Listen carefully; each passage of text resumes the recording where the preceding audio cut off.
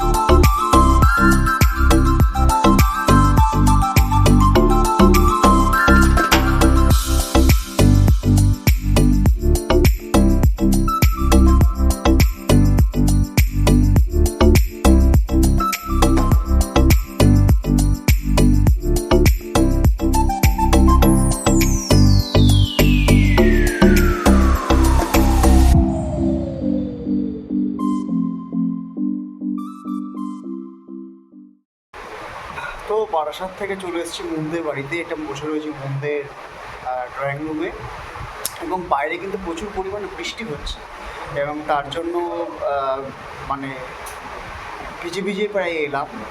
তো আসার পরে জাস্ট খাওয়া দাওয়া করলাম। এখন যে যার মতন একটুখানি কাজকর্মের মধ্যে রয়েছে। তো মুনকে দেখাবো একটু পরেই। মুন একটুখানি ব্যস্ত রয়েছে, বাড়িতেও গেস্ট রয়েছে। ও পাশে একটা জায়গাতে গেছে, পার্লারে বোধহয় গেছে। জন্মদিন তো, বার্থডে গার্ল তো, হয়তো এদিক ওদিক করে সাজুগুজু করে তারপরে আসবে। তারপরে মুনকে দেখাবো। আমার অপোজিটে গনসাদা বসে আছে, গনসাদা বসে বসে খালি গায়ে আম খাচ্ছে। গনসাদা ক্যামেরাতে আসবে না, খুবই লজ্জা। এবং এবং এবং